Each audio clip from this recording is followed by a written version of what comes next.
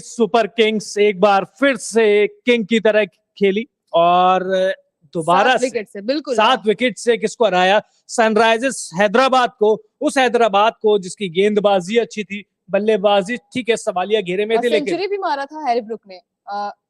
मुझे लग रहा है कि आईपीएल इस सीजन का पहला सेंचुरी भी मारा था, लेकिन आज उनके बल्ले में कुछ वो दमखम दिखा नहीं। और उनकी बल्लेबाजी में, पूरी एसआरएच की बल्लेबाजी में दमखम नहीं दिख रहा। मुझे लग रहा है कि अगर बात की जाए तो अभिषेक शर्मा जो थे उन्होंने भी थोड़ी सी अच्छी पारी खेली थी, उनके बल्ले से थोड़ा सा रन जी बिल्कुल, 34 रन की उन्होंने पारी खेली है, 26 गेंद पर 130 से ज्यादा का स्ट्राइक रेट, 3 चौके और 1 छक्का।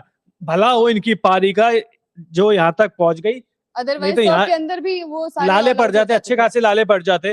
और अगर बात की जाए हेनरिक क्लासन की भी, तो वो भी 17 रन बनाकर ही आउट हो गए, कुछ कर नहीं पाए। इसके अलावा एडम मार्करम कप्तान 12 पे 12, क्या हो रहा था समझ में नहीं आ रहा था। और धोनी की जो चुस्ती देखने को मिल रही थी, एक बार फिर से विकेट के पीछे से कैच जिस हिसाब से इजीली पकड़ रहे थे, रन आउट कर रहे थे, जो लास्ट वाला आपने देखा भी होगा, जिस तरीके से उन्होंने रन आउट किया वो काबिले तारीफ था। और आज की पारी चेन्नई सुपर किंग्स के लिए इसलिए भी अच्छी है क्योंकि कॉन्फिडेंस बढ़ता है। पिछला मुकाबला भी वो जीती थी आरसीबी के मुकाबले के साथ, और आज का मुकाबला भी जीती है, तो पॉइंट्स टेबल पर भी एक स्कोर आगे बढ़ जाएगी। और साथ ही साथ बात की जाए सीएसके की, तो आज कॉन्वे ने एक अच्छी पारी खेली है और गायकवाड़ ने भी। देखिए सीएसके की तो सारे टिक आप टक टक टक लगा दीजिए, सारे जो उनका रोल था सारे खिलाड़ियों ने अपना पूरा किया है।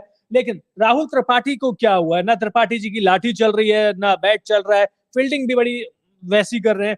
क्या आपको लगता है कि क्या राहुल त्रिपाठी को अब बाहर करने का टाइम आ गया है? आपको लगता है कि नहीं, अभी और मौके देने चाहिए? देखिए लगातार बहुत सारे मैचेस हो चुके हैं और अभी भी उनका बल्ला अगर नहीं चल रहा है, और टेस्ट की तरह आज भी उन्होंने खेले, 21 बॉल पे 21 रन बनाए, तो कहीं ना कहीं चेंजेस की तो जरूरत है। और जिस तरीके की आज बल्लेबाजी हुई है हैदराबाद की तरफ से, वो भी थोड़ा निराशाजनक हुई है, क्योंकि हैरी ब्रुक को जिस चीज के लिए जानते हैं और त्रिपाठी को जिस चीज के लिए जानते हैं, आज वही कहीं ना कहीं स्कोर बोर्ड पे बहुत ज्यादा कम रन थे और चेस करना बहुत इजी था। जी बिल्कुल। और जब आप बात कर रहे हैं बाहर करने वाले खिलाड़ियों की, तो शायद उसमें मयंक अग्रवाल का नाम भी आएगा। मयंक अग्रवाल के साथ समझ में आया नहीं, पिछले मैच में 48 रन की पारी खेली, आज नंबर 5-6 पे ढकेल दिया। आज मुझे वैसे एडम मार्करम की है ना कप्तानी भी समझ में आई नहीं, जहां पर गेंद स्पिन हो रही थी, टर्न मिल रहा था, ग्रिप मिल रही थी स्पिन गेंदबाजों को, वहां मैक्सिमम गेंदबाजी उन्होंने अपने तेज गेंदबाजों से करवाई।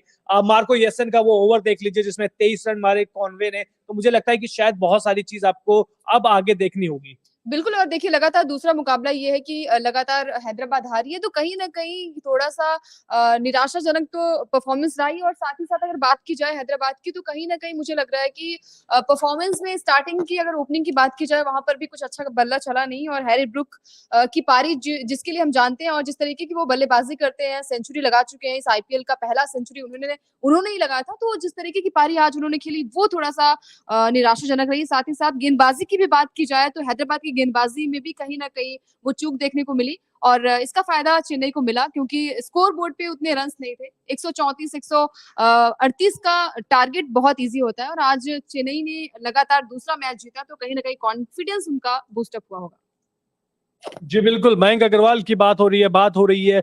तो अब रविंद्र जडेजा के बारे में भी बात कर लेते हैं, उनकी गेंदबाजी के बारे में बात कर लेते हैं। 4 ओवर 22 रन, एक बार फिर से 3 विकेट, अलग ही। इस खिलाड़ी ने तो सच में दिल खुश कर दिया। और आज की पारी में लगातार देखिए 3 विकेट चटकाना, और सबसे बड़ी बात ये होती है कि कम से कम स्कोर रन देना, वो बड़ी बात होती है। 22 रन इन्होंने दिया 4 ओवर में और 3 विकेट चटकाए। इकोनॉमी रेट देखिए इनकी 5.20 रही है, तो वो बहुत बड़ी बात होती है। साथ ही साथ प्रेशर भी जिस तरीके से सामने वाले अगर बात की जाए प्लेयर्स पर, इन्होंने काफी अच्छा वो दिखाया। और साथ ही साथ धोनी की कप्तानी में भी वो दमखम देखने को मिला, जिस तरीके के लिए वो जाने जाते हैं, विकेट के पीछे से जिस तरीके से वो कीपिंग करते हैं, रन आउट करते हैं। आज भी धोनी अपनी अलग ही फॉर्म में थे। और जिस तरीके की बल्लेबाजी की बात की जाए, तो कॉनवे ने एक अच्छी साझेदारी करी, गायकवाड़ के भी बल्ले से रन निकले। गायकवाड़ तो शुरुआती मुकाबलों में भी उनके बैट से रन निकले, और आज भी जिस तरीके की पारी खेली है वो काबिले तारीफ रही है। साथ ही साथ इतने रन्स थे नहीं कि अजिंक्य रहाणे और बाद में अंबाती रायडू को बनाने पड़े रन, लेकिन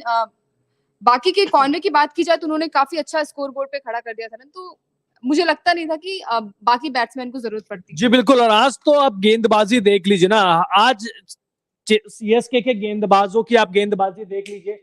आप जिस बिल्कुल, और तरीके जिस से आप तरीके से प्रदर्शन कर रहे हैं, जिस हिसाब से आप लय के साथ खेल रहे हैं, आकाश सिंह राजस्थान से आते हैं, भरतपुर से आते हैं, 3 ओवर की गेंदबाजी, 17 रन देकर 1 विकेट। इसके बाद तुषार देशपांडे थोड़े से महंगे साबित होते हैं, 3 over 26 run. Mahesh Theekshana 4 over 27 run 1 wicket. Moeen Ali 2 over 18 run.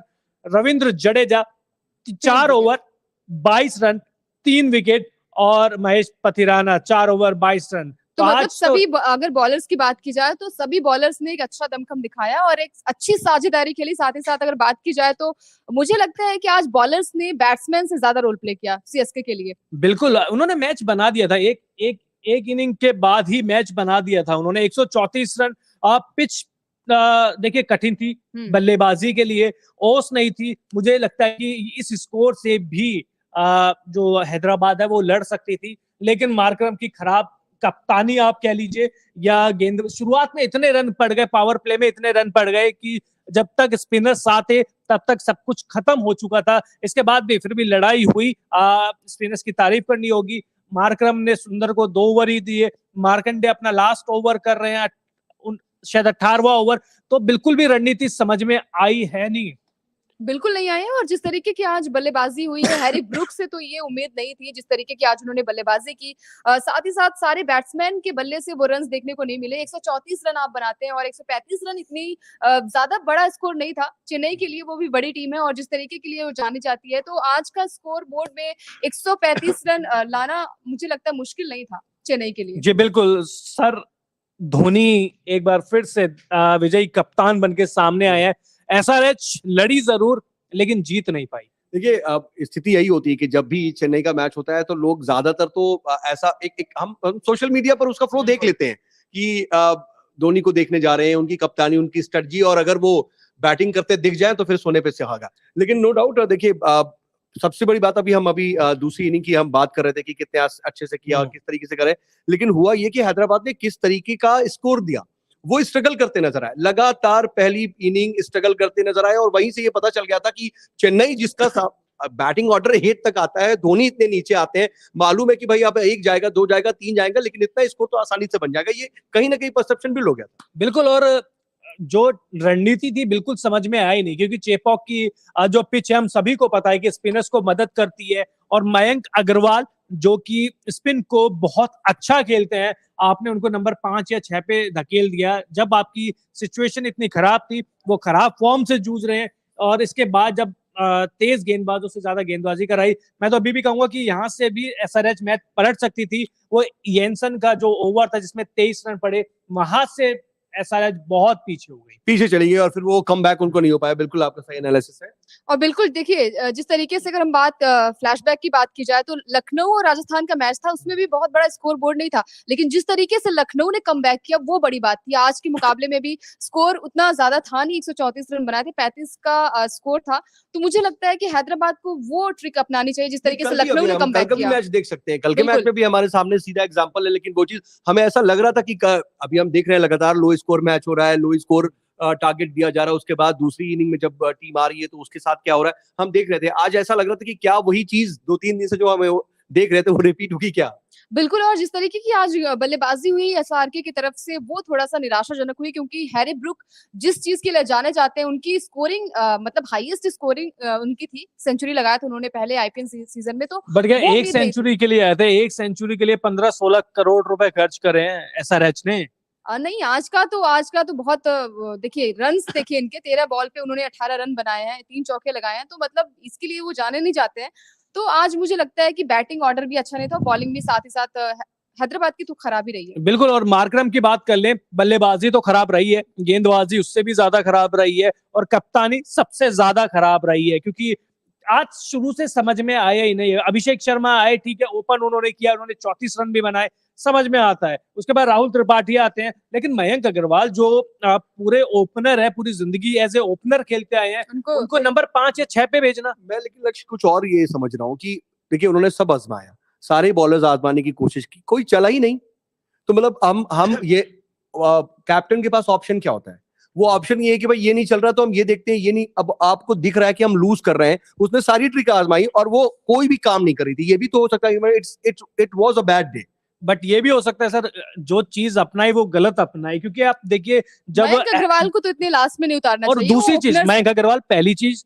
दूसरी चीज, जब पहली इनिंग में ही धोनी ने पावर प्ले में स्पिन गेंदबाज से गेंदबाजी करा दी थी, तो आप किस चीज का इंतजार कर रहे थे? आपके पास मयंक मार्कंडे थे, आपके पास सुंदर थे, और आपके पास एक सब्स्टिट्यूट इम्पैक्ट प्लेयर और थे जिनको लिया गया था। 3 स्पिनर्स थे